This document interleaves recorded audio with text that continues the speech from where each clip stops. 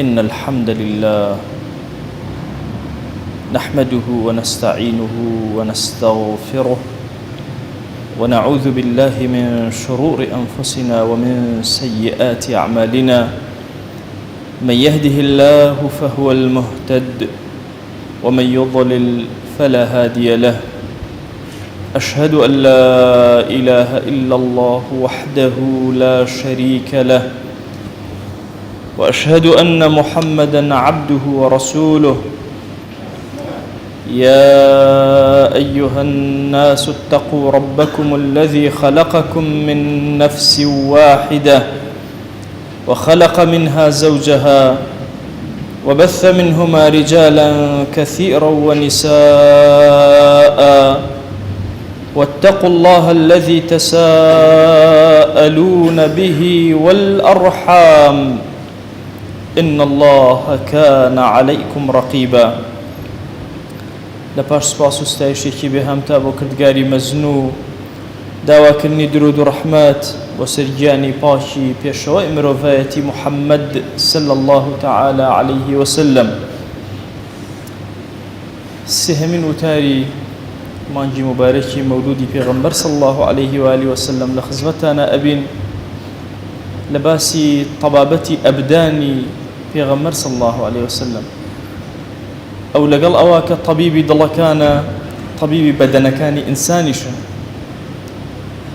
ڕەحمەتی خوا لە ئیبن القەیم بێ ئەفەرمێت ئەگەر کەسێک پێی بوترێ ئەم کەلیمەیە یان ئەم دەوایە کە ئەبوقڕات و جالینۆس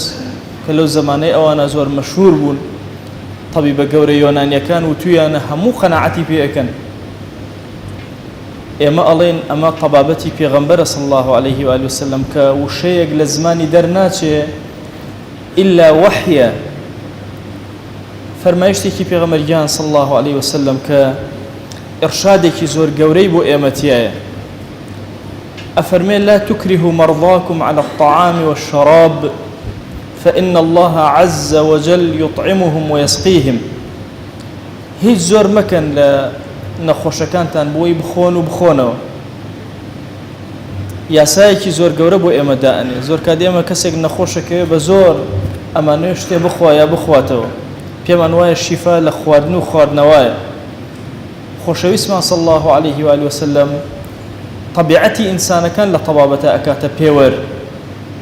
ئەفەرمێ هیچ زۆریان لێ مەکەن لەسەر خواردن و خواردنەوە، خۆیان حەزیان لە هەرچی بوو ئەوە ئەخۆن، حەزیان لێی نەبوو نایخۆن.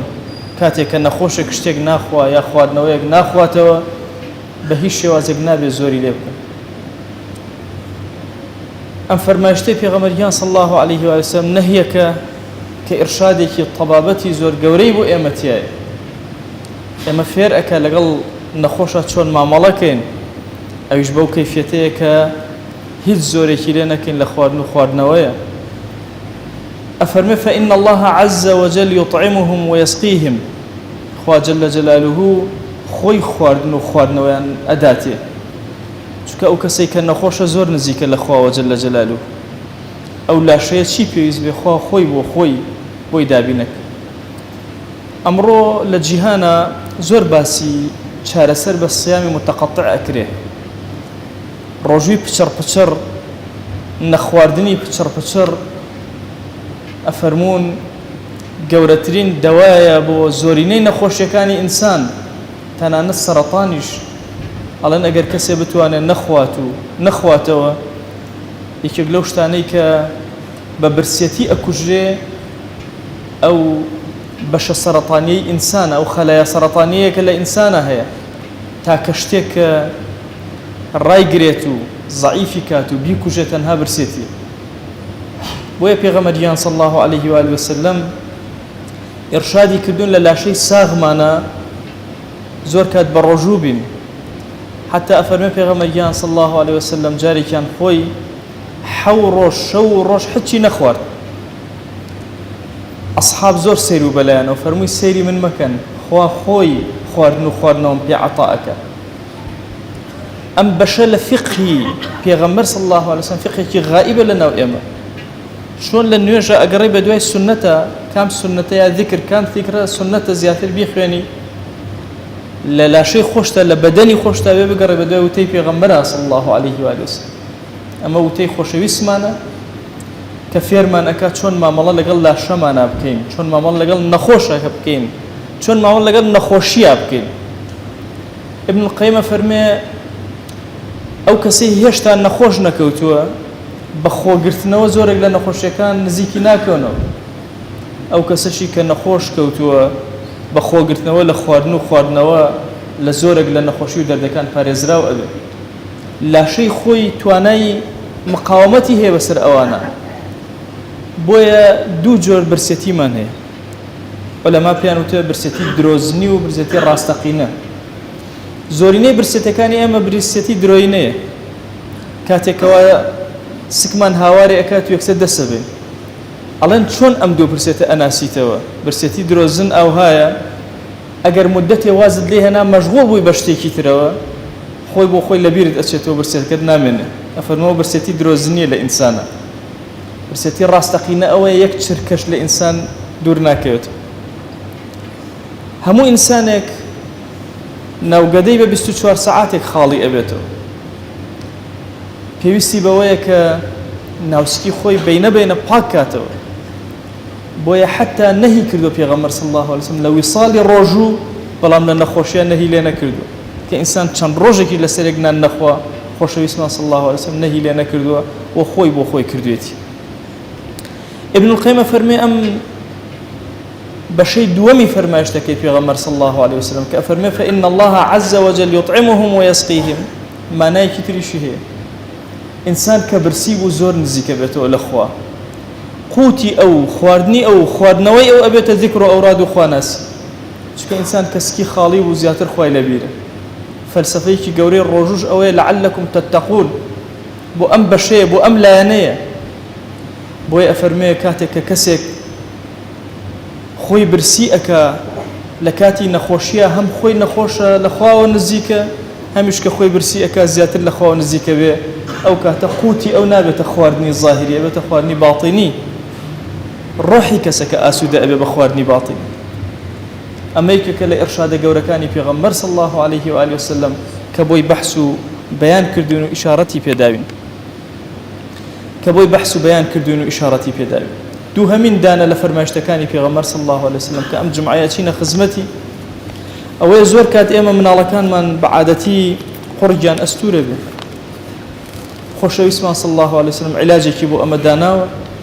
لفرماشتكان باسي كردو أفرمي خير ما تداويتم به الحجامة والقسط الهندي يا والقسط البحري باشترين شتكي وعلاجي بيبكن بريتين لحجامة وكالشاخ لقال شتكا كبيوتري قسط الهندي زور كان لا يخومن بقسط أخوان ريته غلط بقسط بخوان ريته أفرمي ولا تعذبوا أولادكم بالغمز من العذرة أزاري من على كانت مدن بويك دسكن بقرويانا ديار الطبابتي أو كاتبيش بيغمر صلى الله عليه وسلم بوشي وازبو كدسيانا كربا قرجانا كاتك وقرجان توقفاته خوشويس أفرمي صلى الله عليه وسلم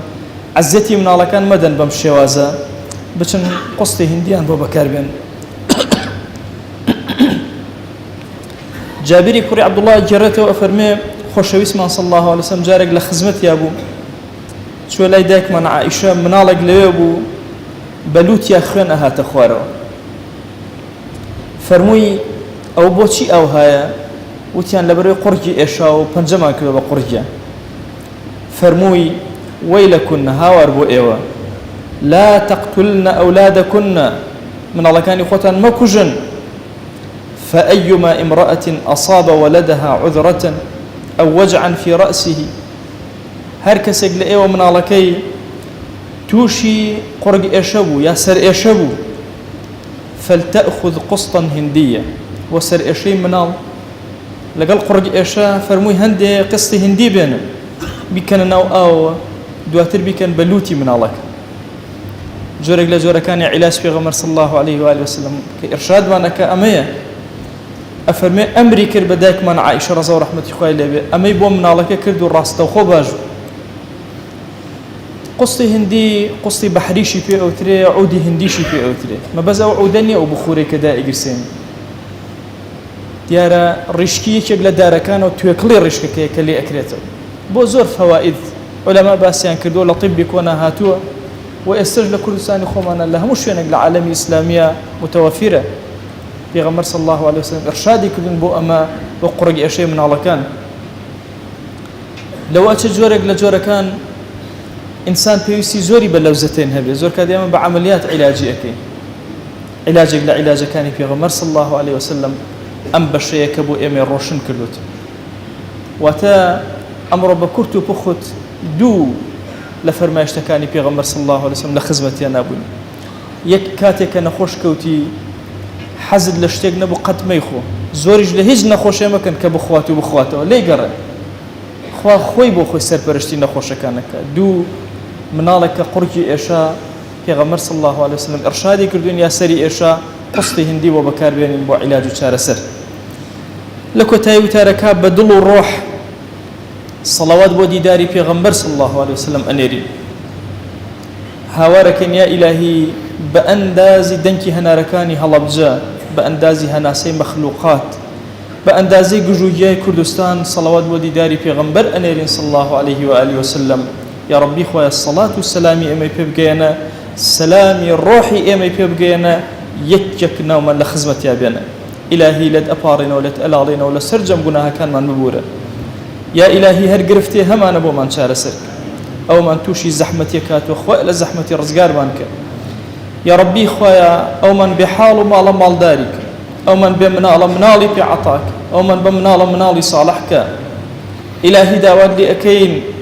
ئەومان غەم و هەمێک دڵ و دەرونی داگیر کردووە یا ئیلاهی لە هەم و غەم ڕزگاری کە ئیلاهی داوات لێ ئەەکەین ئەومان گیرۆدەی گوناهێکە و خۆی پێ عیلاج ناکرێ